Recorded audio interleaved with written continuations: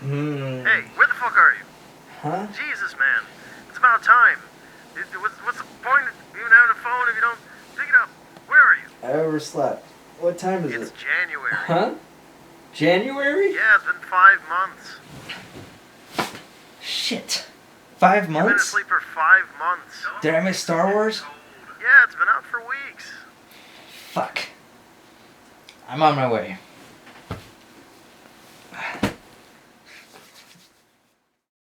Welcome to another episode of Rapscallions Report, everyone. I know it's been a little while. We've been away. Been quite a while. It's fine. It's fine. Erik, nice of you to join us. I just woke up. Sorry. He's been hibernating. Yeah. That's the storyline we're going with. That's my plot right now. Yeah, that's Erik's storyline. There will be a lot of twists and turns in the future. Watch for the Like betrayals. a meandering river. Yeah. Nice. You know what else is like a meandering river? Star Wars.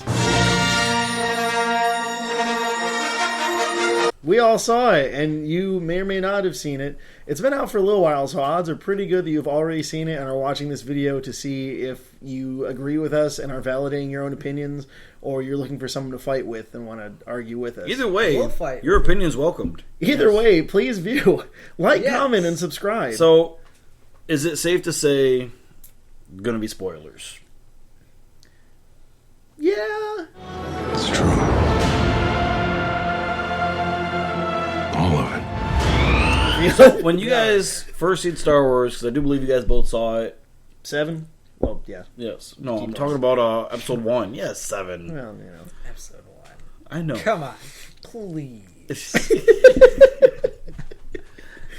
When we first saw the When you Force guys Awakens, first saw it, based off of what you read and saw in the trailers, what were your expectations going in versus walking out? Like me, for example, I assumed Rey, is that her name? Mm-hmm. Yeah. Was going to be Han and Leia's daughter. And of course, that's what Spoilers. half the internet thought, but Yeah. it's not. So, like, do you guys have anything like that where like you went in thinking this and then you're like, oh, I'm wrong? Or I'm surprised, or didn't go the way you thought it was going to go?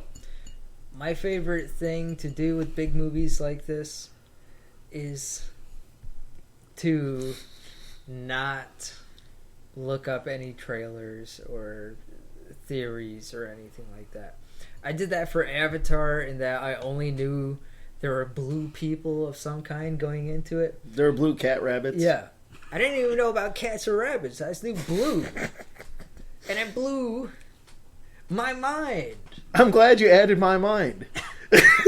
Because otherwise it would have just been, it blew. See ya. But for this one, no, I didn't know anything about any theories. I didn't know, like, Snoke existed. I didn't know any theories about who's kid. I only knew vaguely there was going to be somebody dying. And that's all I knew. I also stayed away from a lot of spoilers, so I saw stuff in the trailer. I had a pretty good guess. Except I did watch, once again, a Red Letter Media video where they tried to predict the plot of the whole movie, and they were pretty accurate about certain things. They were... Alright, we're getting into spoiler territory now. Fuck it. Han Solo dies. Yeah. Well, the thing they were more accurate about, other than Han Solo dying, was the identity of Kylo Ren, and that he was Han Solo's son. Because in that video, they point out, like, man, this actor looks a lot like Harrison Ford. And, yeah, look at them side by side, and you're like, damn, they look pretty similar. That's one of those things. I never looked up the actors, so when Kylo Ren took off his mask, I was like, Jesus, man, put it back on. Too handsome. He was like... No, the opposite. It was like Little Nicky in real life. Fuck. Dude, there are a lot of female viewers who may argue with you. They could argue all they want. I would say, expectations-wise, in terms of quality, it was actually a little above what I was expecting. Because I was thinking, okay, J.J. Abrams' Star Wars, I know what J.J. Abrams does. Set your expectations accordingly. But I think this, opposed to Star Trek, like he said in interviews, he's like, I never really got into Star Trek.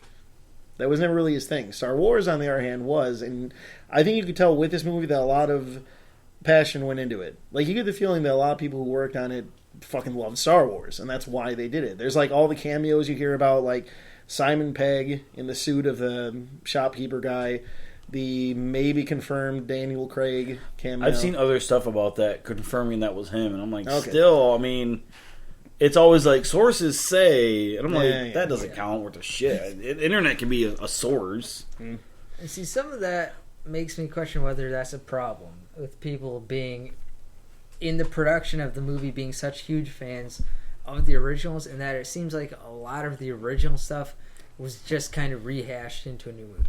There's another Death Star. There's another character stranded on a desert planet where their parents have abandoned them. And the droid has to be a droid to a certain person. Yeah. No, there was something said in the interview. Speaking of Rey's parentage, there was something that was said in some of the early interviews where her isolation may actually be a hint as to who her parents are. I actually read a long article yesterday where they made a very strong case that she may be related to the Kenobis in some way. Because Obi-Wan stranded in the desert by himself. He went into a self-imposed exile on Tatooine. So are you saying that in the next episode, episode 8, right? Yes. That we're going to find out Luke has a bunch of love babies?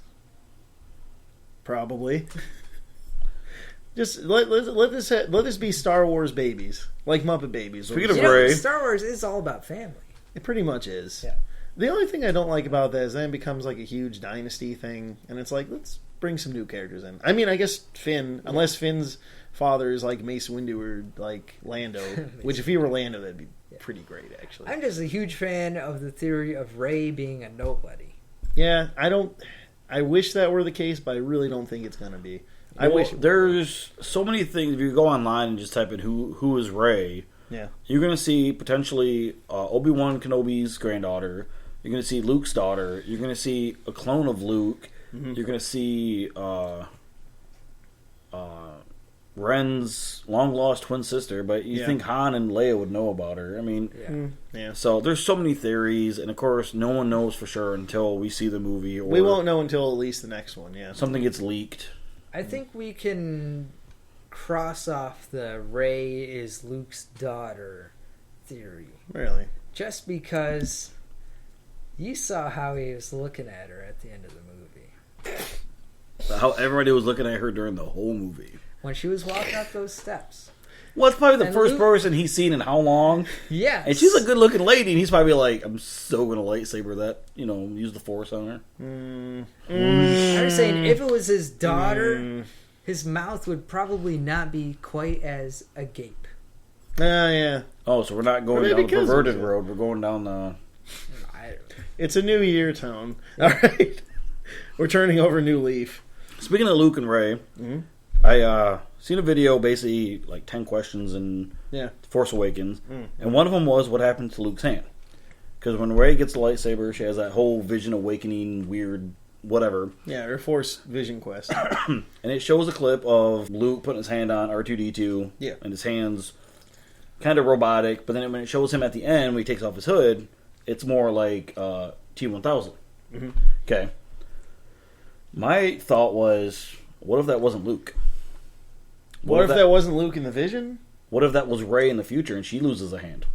That's why it's a different looking hand. That's possible, and it would fit with tradition. What if Luke, living on that water planet full of water vapor, got his hand rusted and needed it replaced? I think I gotta say something about That's him also getting possible. vaporizer and getting into vaping. You see Luke Skywalker getting all the vaporizers. What else is he gonna do on that island all day? He's probably making tornadoes. Yeah. Nothing will stand in our way. I will finish what you started. So, I've seen a lot of stuff online, people complaining about how Ren basically got his ass handed to him by Finn and Rey. By Finn and Jake. Yeah. So basically saying how can these two unexperienced people take out allegedly the new Sith Lord? And some of the comments and stuff I've read basically makes a lot of sense, where I think even you mentioned this when we were walking out, is if you see earlier in the movie when Han, which this bugged the hell out of me, when Han borrowed Chewie's blaster, bowcaster, thank you. And he's like, hey, let me try that, and he shoots it. He's like, oh, this is pretty fucking powerful. He's blowing guys left and right. Go on. Yeah, just going to fucking town. Someone make a gif of that quick. You telling me that all these years they've been traveling together, he never once was like, hey, let me try shooting that? Really? Come on now.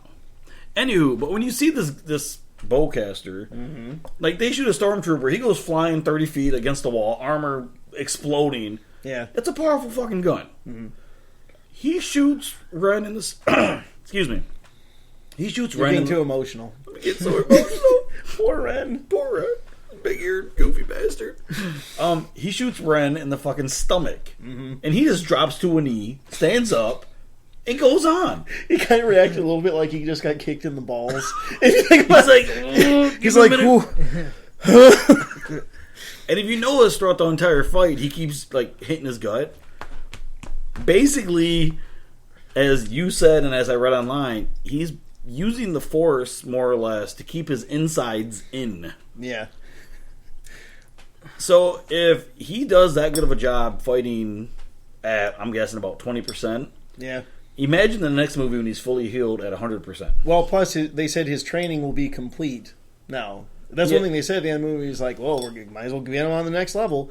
On top of that, in the fight with Rey, I'm very, very sure that he was not trying to actually kill or hurt Rey all that much. Because you remember he gets to that point where he's at a standstill with Rey and he's like, you need a trainer. You know? So I don't think he was even... I think he was, even while he's hurt, still holding back against Rey. Not so much with Finn. But yeah. Which Finn, by the way, did pretty admirable for not having any Jedi stuff, any Force training.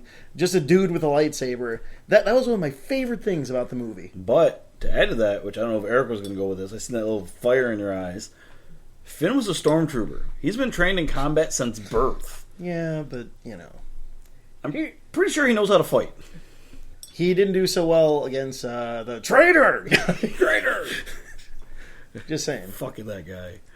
I'm probably the only one who's like, man. I love Traitor. I love Traitor. So here's the two things I want to add about Finn. That line, come and get it, is so great because it's taken directly from Greek history. That's what the Greeks said when the Persians came. Really? Yeah, there was some letter where the Persians said, surrender, we're going to have to come and take things. And the Greeks said, come and get it. And that's what Finn says to Rey, or not Rey, but Ren. Yeah, Kylo. similar names. He says, come and get it. And when he said that, when I first saw it, one out of the 3 times that I saw it so far, I was like, Yeah. It makes my manhood quiver. yeah. It was like, straight through the popcorn. But then the second thing I wanted to say is, how come Kylo Ren can keep the blaster, his insides held together with the Force, but he can't keep his emotions in check with the Force. Well, that's not how the Force works. Look, he's just trying to be like his emo grandfather. I don't like sand. It's coarse and rough and irritating, and it gets everywhere. I really hope that in the next movie or in the one after that, someone just goes up to him and is straight up like, Pakistan. yes. Besides that, I hope they go up to him and they're like, you realize Anakin, like, you know, Darth Vader turned to the light side as like a deathbed kind of thing. And it would be like, oh, really? No, see, There's like an atheist finding Jesus at on his deathbed. in the second... Does that really count? Let's be fair. I mean... In the next movie or two, Kylo Ren is going to be defeated because they're going to fight him in a desert. And the sand is going to be so coarse, it's going to get everywhere. And then Boba Fett is going to fly out of a Sarlacc pit. And He'll be like, oh, it took blast him. 20 years to get out.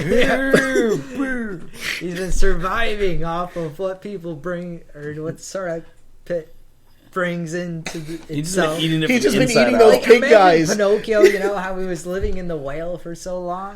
Yeah, That's yeah. Boba Fett. He's So going Boba to be Fett's- eating those pig guys that fell in. Yeah. Like they fall in and he's just like, Pork rinds. I'll say this for the camera, because I want the world to know this. This is the only thing that I want to happen with Kylo Ren. I want him to turn back to the light side, and I want him to have to live with the consequences of all of his previous actions. And I want that to be like half the plot of a movie, if not a whole movie on its own, or a side project. That would be so great, because everyone would be like, oh, you heard Kylo Ren turned light? What, you mean the guy who massacred tons of Jedi? Who killed that whole village? You know? The mass murderer, Kylo Ren, is now In the extended pretending to be universe, good. has that ever even remotely came, other than Darth Vader, has that ever happened?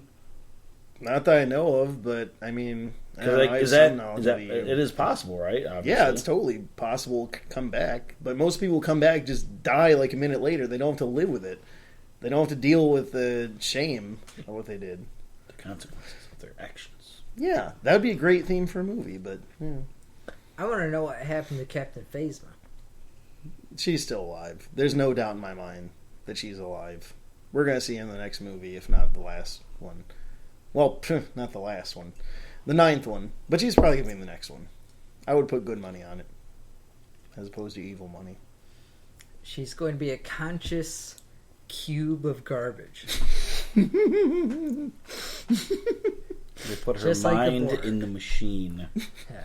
She's going to go into an IG-88 body. Yeah. And then she's going to upload her consciousness to a hologram machine and be the new ship's doctor. God damn it. Get out. I will say, I hope in the next one she at least takes off her helmet so we can see Gwendolyn Christie and not just hear. Because for all I know, they could have like had someone else do it and just have Gwendolyn Christie in like a fucking recording booth somewhere. You know? She is a pretty big actress, though. I mean, Damn, that's a big... Chewie, we're home. Let's give a numerical score. What do you think of the new Star Wars? 0 to 10. well, comparing it to the originals, 4, 5, and 6, I would say it kind of fits in with the theme and the flow and just how it was presented. I'll give it probably a strong at least 8. All right. There's a few flaws, but if you want to throw in episodes 1, 2, and 3, which a lot of people just don't even like acknowledging, Yeah, I would give it a 10. Democracy. Eric. Why me? Why were you jumping around like this? All right, fine. Andy. I don't know. I'll say as much. A little bit of my background. I got real big into the EU. I was a huge Star Wars fan for a long time. European Union? I was a big fan of the European Union, the Euro. You know, I like using the Euro. I think it's an effective system. But Conversion rate's so much better. yeah, exactly. I read a bunch of the books. I knew all about the Jedi Academy and all that shit. And then episodes 1, 2, and 3 came out, and they poisoned the well, and I completely gave up on Star Wars. So before this new movie came out, my interest in Star Wars was completely dead. And then seeing this movie again, it brought back that nostalgia, that, you know, love of the different ideas and the world that they set up and everything. And for that, I'm going to give it a 9, man. I think it was good. I think it was by no means a perfect movie. And yes, it did have certain flaws and little things here or there in terms of writing or characterizations. But for me personally, I loved it. I really, really, really, really, really, really liked it on a nostalgic level. And it's very rare for something to actually pull up those heartstrings anymore. It's like pulling up weeds that are like deep in there. So, yeah, I'm gonna fucking give it a 9. Yeah, I'll do it. I'm gonna have to do the same thing because it also does nostalgic things to me, but not because of original Star Wars. But like I said already, that it does rehash a lot of the Star Wars stuff, like the different wipes and cheesy, corny stuff like that. But it also brought back to me, because thanks to Netflix, I've been going back in the past and watching these things. It reminded me not only of Star Wars, but of like Battlestar Galactica, Star Trek, even. All those classic sci-fi things, the greatness, the fun of it, where they just toss in extra little sci-fi things just for the fun of it. Yes. It was fun, man. That's the biggest thing, is that despite the flaws that people may have with the movie, it was a whole lot of fun. And it was actually genuinely fun to watch and amusing. And even the second time, you're like, like there's just something so poetic, man. I want to say almost like innocent about it. Like, you know what I mean? Like, there's something just pure about the movie where it's not sarcastic. It's not like, Star Wars, wink, nod. It's like, no, this is genuine enthusiasm that went into this movie. And it's a movie that you walk out of feeling, like, pumped about Star Wars. It's good. It didn't feel crass or cynical or anything other than just a really fun movie. Take your kid. It's great. Thanks for watching our video on Star Wars. If you like the review, maybe you'd like to see us talk about other things. Do you have ideas for things us to talk about? Leave it in the comments. Check us out on Facebook. Like, subscribe, all that stuff. Thanks for watching. See you next time.